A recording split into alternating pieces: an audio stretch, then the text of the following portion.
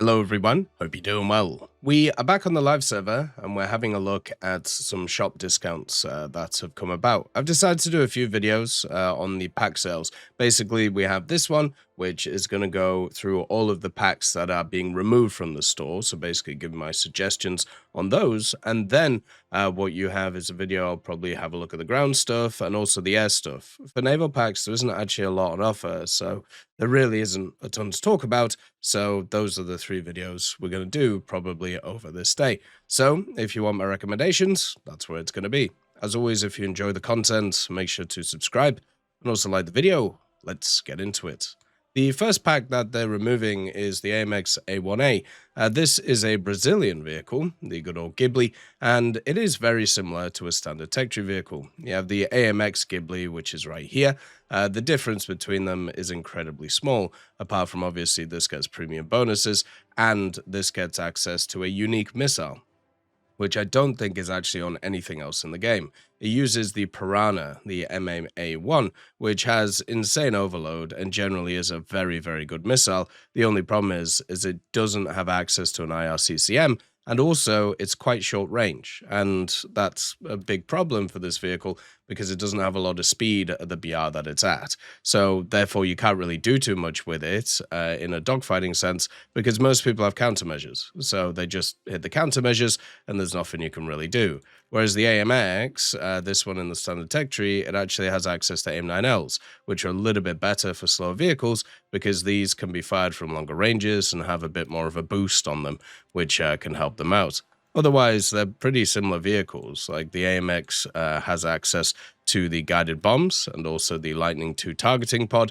This is basically the standard setup that you'd use in ground forces and can be incredibly powerful. If you are left alone at the BR, it can be really, really good. But once again, if you have a look at the standard AMX, you have access to a bunch of other guided stuff. So you have the big paveways if you want to bring them, you have the smaller paveways, and then also you have the GBU-12s as well, which basically set up the same as the AMX Ghibli. So if you want to actually kind of use these different things, the only real big advantage of the AMX A1A in the premium section is the missiles. Everything else is a little bit worse. It has a higher BR than the standard AMX.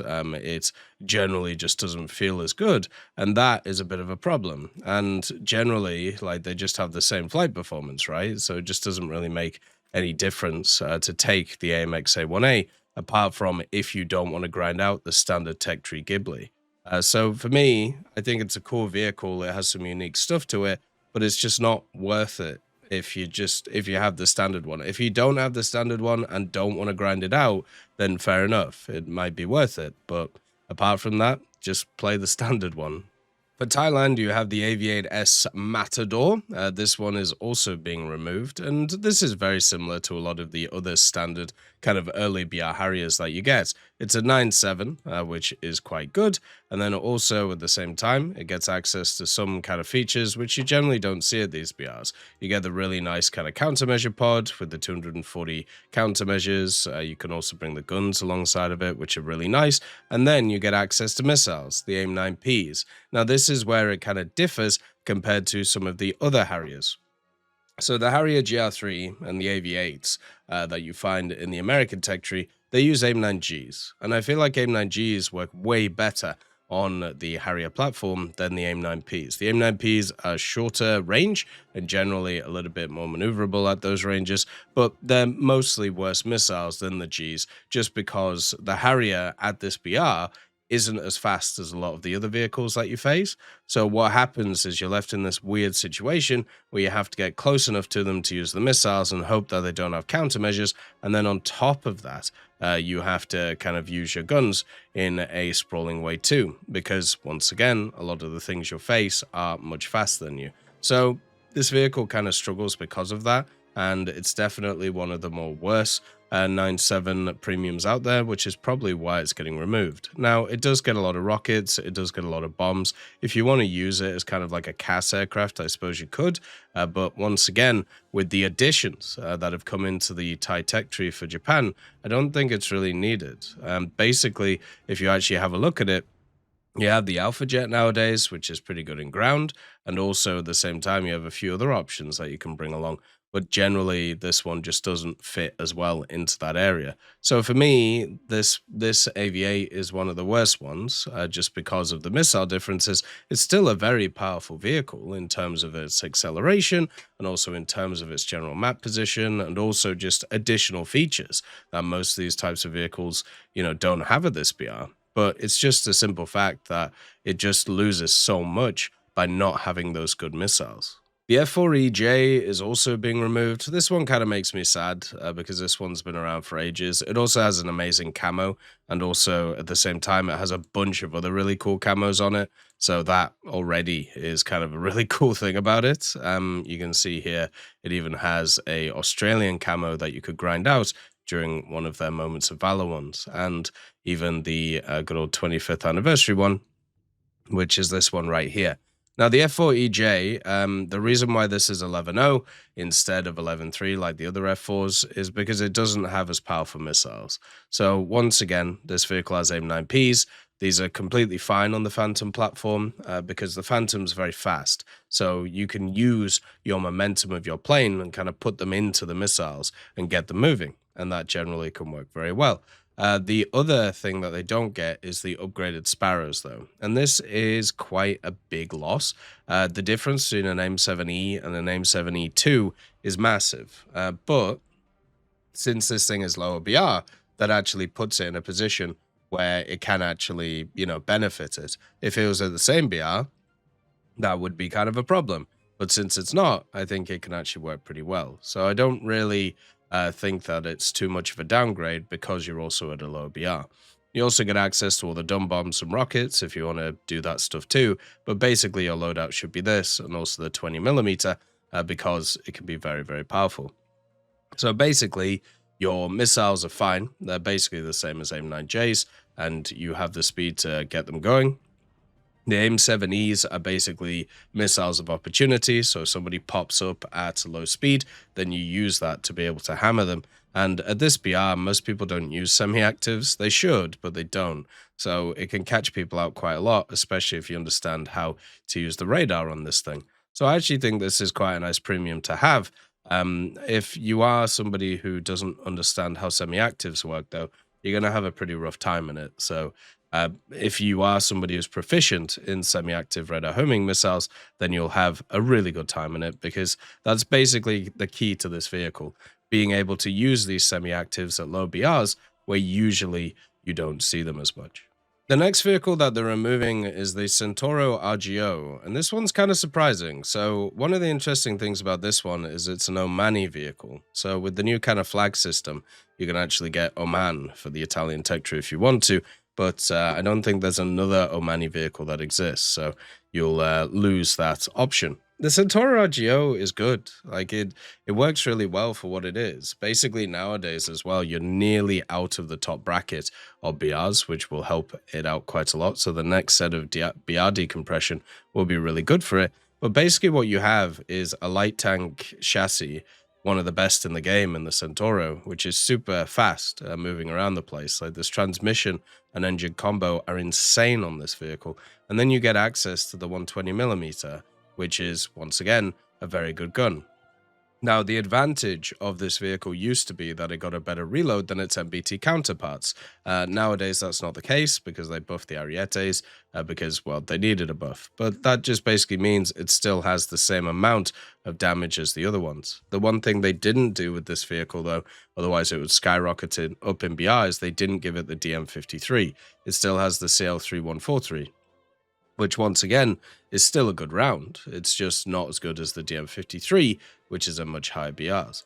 So they haven't really decompressed this one, but they decompressed everything else, showing that this is in a much better place than it was previously. And basically, if you want a light tank that can scout and also do a lot of damage to MBTs, this is the vehicle to go for. And at 11.7, you have the Centauro 120, which is its standard tech tree counterpart. You have all of the Arrietes, which you can bring along too. These guys have the DM53 because they kind of needed it. And then also you have stuff like the automatic. So generally, I would say it's in a really good position.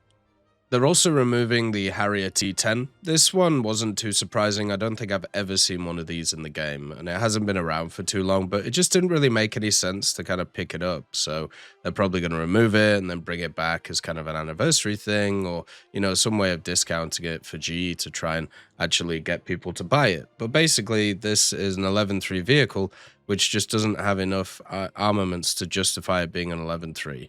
So, for example, in the 11.3 Air, it only has access to 4 AIM-9Ls. Yeah, it has a ton of countermeasures, which is great and all, but at 11.3, you have stuff like the J37. You have stuff like the MiG-23s turning up with their very good semi-actives. You also have stuff like the F4E, for example, which has the AIM-7E2s. So basically, you are very limited in terms of your armaments in your playstyle.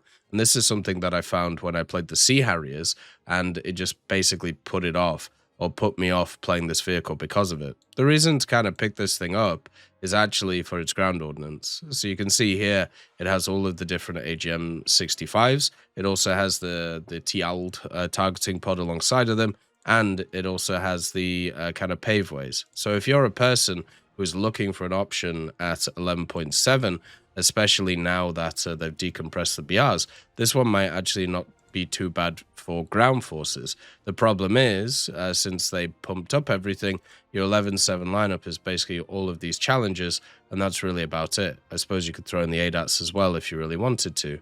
So it gives you an option to be able to actually use as a CAS vehicle with the Mavericks, and that might be the only really way of making this fully work. But in air, it's just not really that useful because there are just so many vehicles that do what you do, but better. And also, the actual flight performance is nowhere near as good as a lot of those other vehicles too.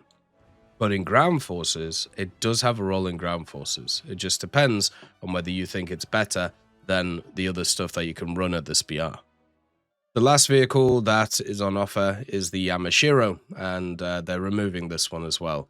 It's not really too surprising since they're bringing in the new premium ship for Japan. Obviously, they want people to buy that one. And then also the big issue with this ship, which has always been the big issue, is the Makuma is literally the same rank. So the Makuma has slightly worse RP rewards, but it's just better in terms of matchmaking, better in terms of just general play. So the Yaashiro has always been kind of the second fiddle to it, so it generally never really made sense to actually play.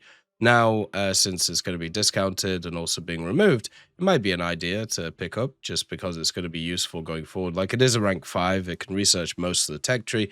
It's not going to be a meta vehicle, but as time goes on and as decompression happens in Naval, it starts finding its own place, right? And with the 8.7 now being the top BR and all of that stuff, you are actually in a better place than you were previously. So for me, when it comes to the Yaashiro, I would generally say this vehicle is in a much better place than it was. And I think, especially with the up-BRing of a bunch of 6.0s and 6.3s, this vehicle might actually feel a lot better than it did. Now, as I said, the problem is the Makuma exists, so you just pick that one up. But if you are looking at a decent kind of battleship option to be able to get to the high ranks, and you don't have enough money or don't want to buy the new vehicle, then this one would probably be the one to go for. The problem is it's just a slightly worse version of stuff that it'll face, but as we know in the high echelons of Naval, a lot of it is just against bots, so you can kind of grind it out and get the top stuff pretty easily. And if you want the Musashi or if you want the Yamato, this can get you very, very close to it. As always, I hope you have a wonderful day. I'll see you next time. I'd just like to thank GMG Smiley, CD Beans, Chieftain Mike, EMN3 Galaxy, Tulio Pontecorvo, Brendan Quinn, Carrion Crow, Gus Irenicus, Pyman, Wartinder, Teddy, Daniel Stanton, Martinez, B. Young, Ozzy Panzer, Alan Hacker, Liam Shear, Opium Prime, Lafouche, Sem, Aslan, Uncle Bean, and Derek R. for supporting the channel.